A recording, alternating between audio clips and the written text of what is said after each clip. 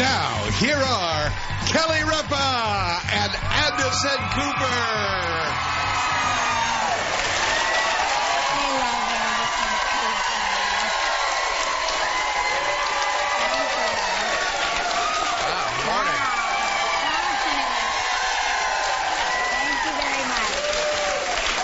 July 30th, 2009, Regis has the day off. Anderson Cooper, part 2. Oh, my God. 2 days in a row. Yes. 2 days in a row of Anderson, and if loving this man is wrong, I don't want to be right. You use that line pretty much every time I come here. Because it's true. It is true. How was your night last night after you left here? You had revealed so much about yourself yesterday. You know, it's funny. Yeah, I said that I'd had a reading problem when I was a kid, like a little dyslexia, and couldn't really speak well. And so all day long, people were coming up to me going, "Coos me."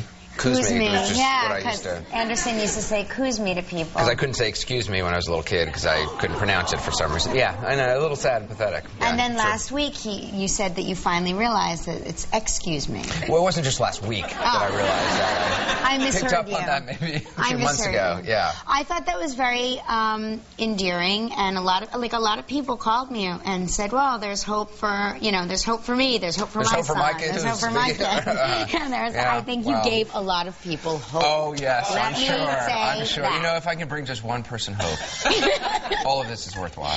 What was in the news last night? Because I didn't get a chance to watch your show, which I normally watch every single night of my life. What was in the news last night?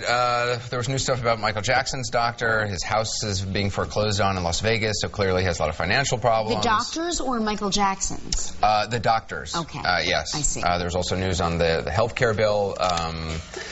You know, there's a lot of stuff going on. But you were probably just too busy doing, glamorous, important things. I went out to dinner last night. Oh, yeah? Yeah. I went to La Esquina, my favorite. Oh, that's a cool restaurant. Yeah. So great. And it was raining last night, so, it's subterranean. It's down in a basement. This is this restaurant. You actually go down.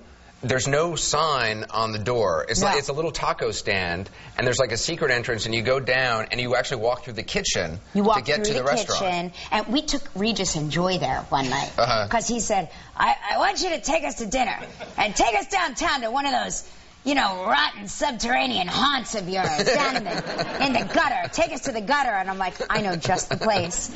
But this restaurant is incredible. It's very good food. It's amazing food. You go down the stairs of this secret door to the basement, through the kitchen, and basically... Which I thought was a mistake. I mean, I thought the time I went there... and you're like, oh, I'm so sorry. And they're like, no, right this way.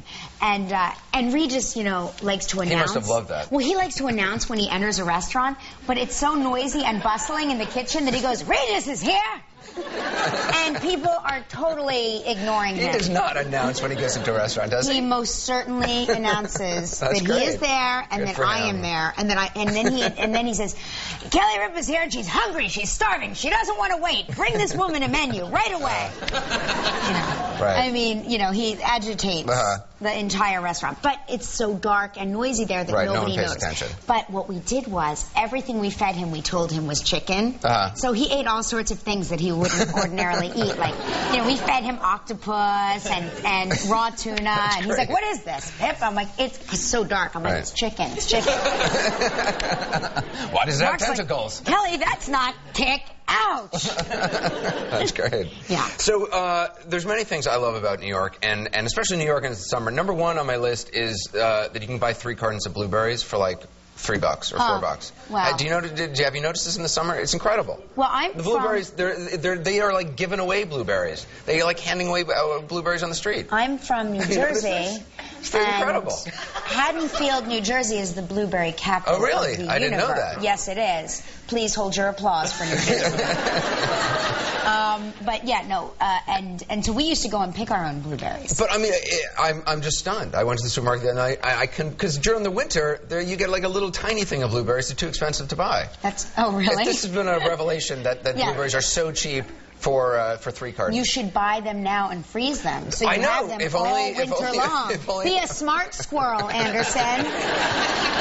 So the other thing I love about New York, I was reminded of today when this picture I read in the paper, I saw in the paper.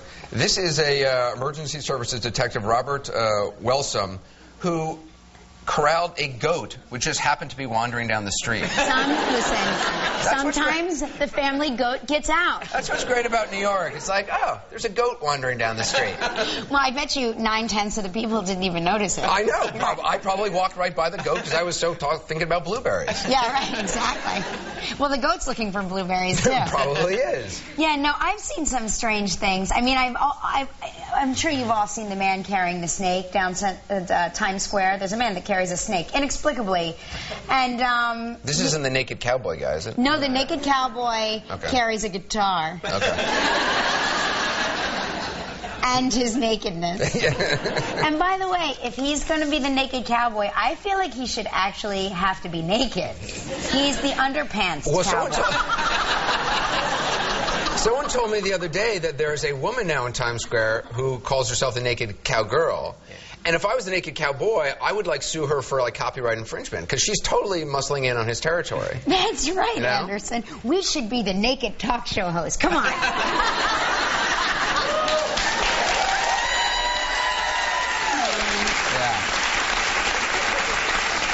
Come on. No one in America wants to see my pale, skinny little body flailing around here. I do. No. I want to see it. It's like, have you ever opened up a rock and found a newt? That's what it's like. You know? It's like, wow, that needs some sun. You know? It's like one of those, you're diving at great depths and you see those fish that are opaque. You know, they absorb light. Yes. Yeah. That's what my chest is like. You would be what is called the larval stage trunkfish, I believe. They are totally see-through, except for their eyes and their expression. Right. They're like... Right. But you can see through their whole body. You can read a newspaper through them. And they look surprised to be alive. Can you believe I'm living? Yeah. Well, what's nice when I take my shirt off is you can actually hold up a newspaper and read by the light of it. You know, it's sort of glowing. Do you so you're like a moon? Yes, I do. Yes. I'm very easy to find in the dark. Yeah. Oh, that's funny. Yeah. My kids are the opposite. They get it from Mark, not from me certainly, but Michael, our oldest, just is so photosensitive that if he walks by a light bulb, he can become 10 shades darker. I mean, he really just gets so tan so quickly. Is that what they call it? Photosensitive? I don't know. That's what I call it. Okay. So, it's a new word. Look it up. Listen. Let me tell you something. The words that go into Webster's dictionary now, like divalicious and what is... Wait, divalicious is not... Frenemy is in Webster's dictionary. Divalicious is not. All right, I mean that. Okay. It's going to be in next year, along with photosensitive or photosensation. What? Which is the feeling you get when you go into the sun. Okay. Have you been hearing all that bad news about tanning beds and tanning? We talked about it yesterday on the show. Yeah, no, but I mean, the news is getting progressively worse.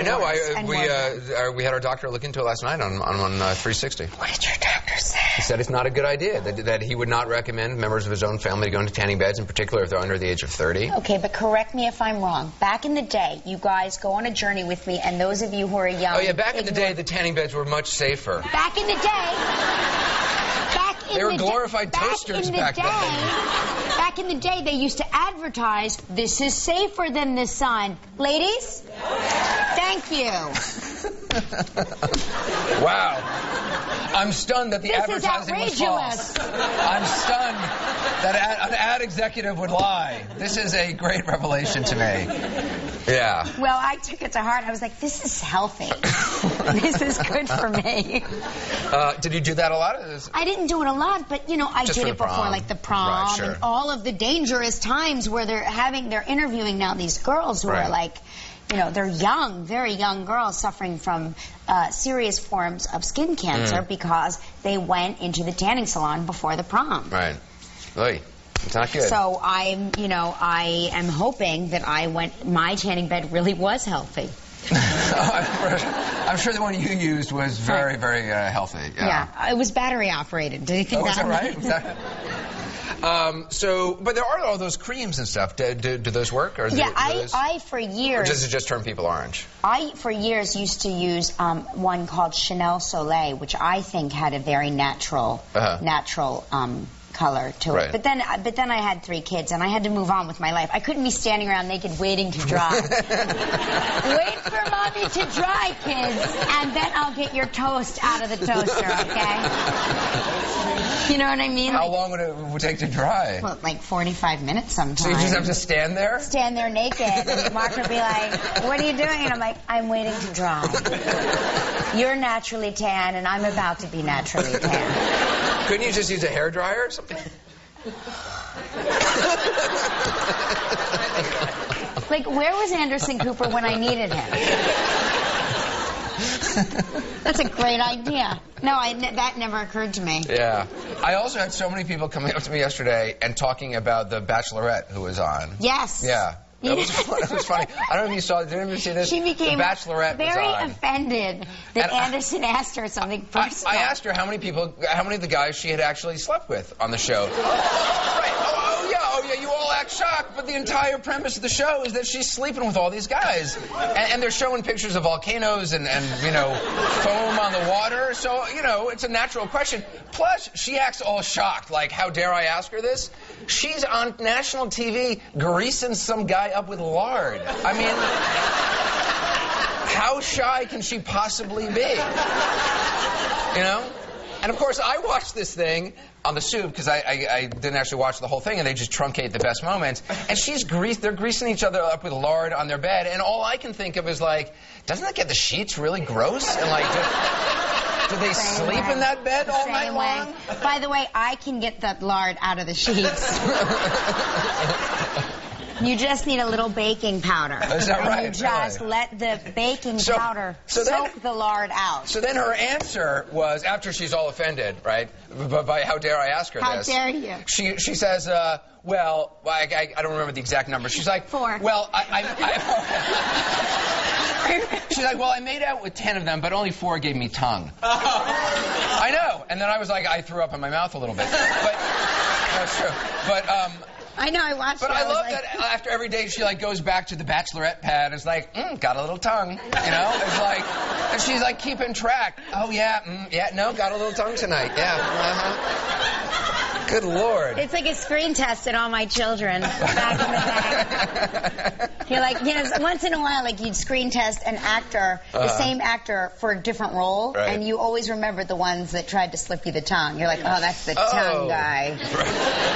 Oh, really? Like in an audition? In an audition. Wow. Like as if that would help. That can only hurt your chances, sweetie.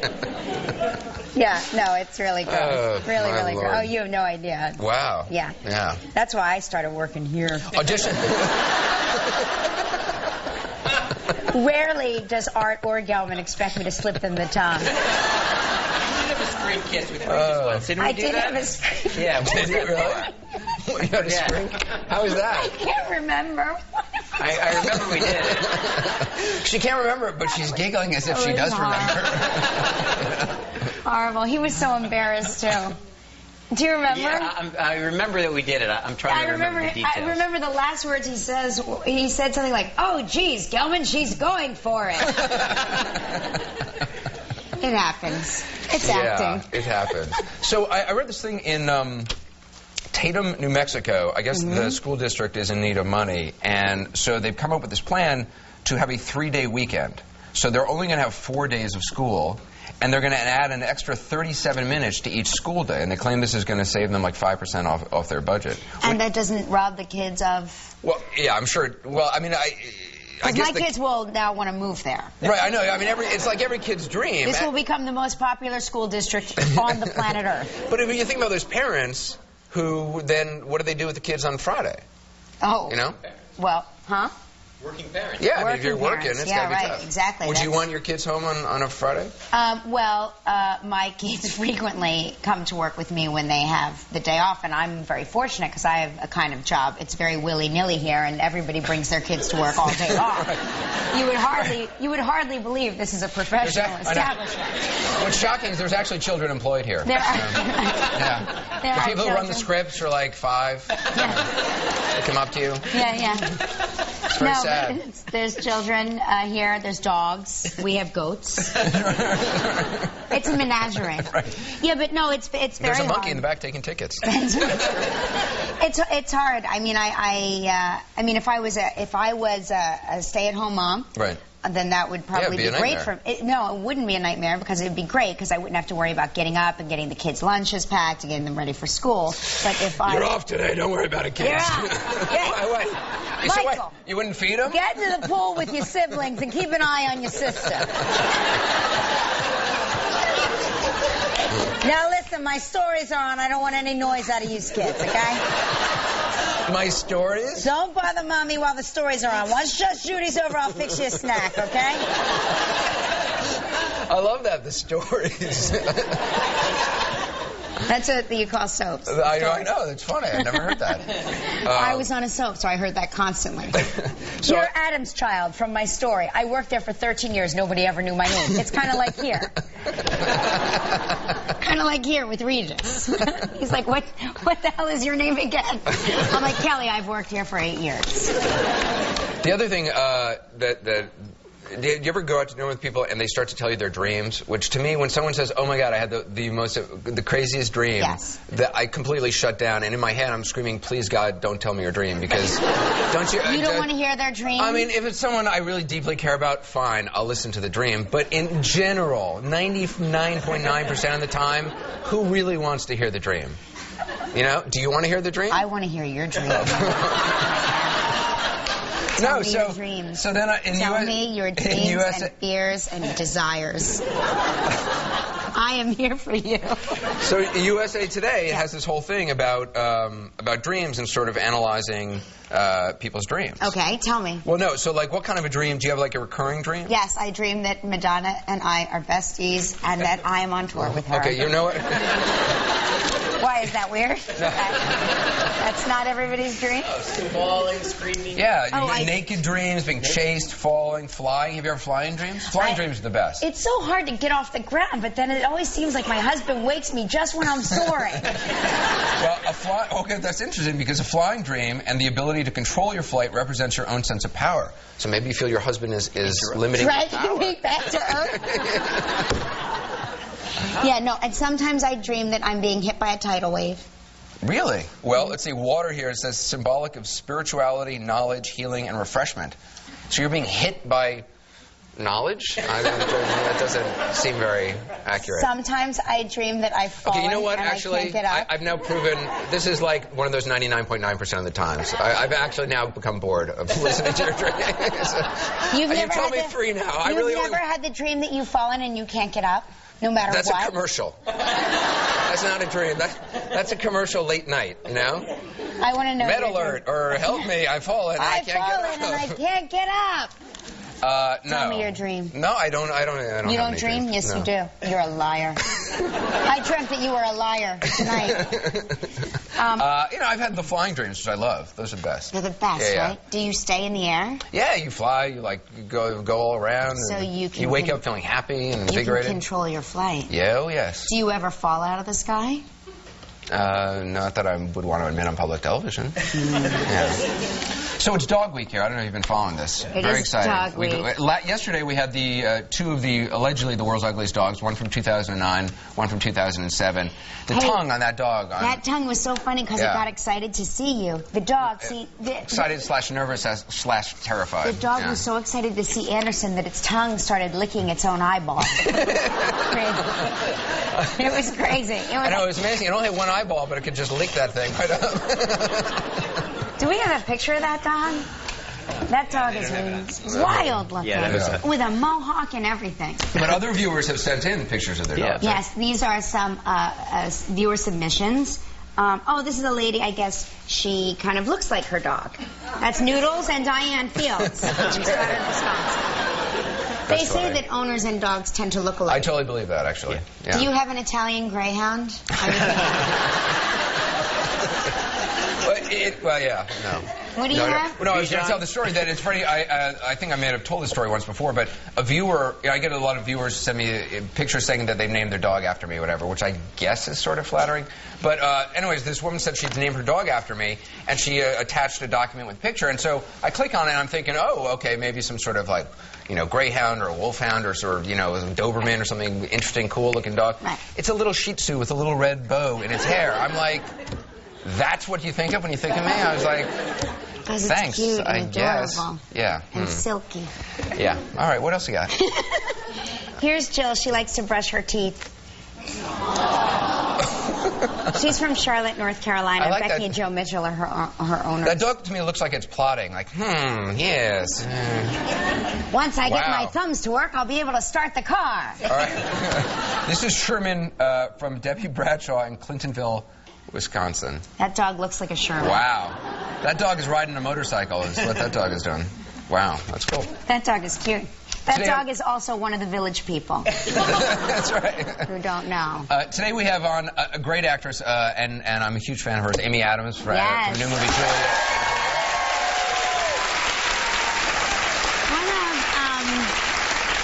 To me, one of the funniest ladies in the business, Leslie Mann from Funny People.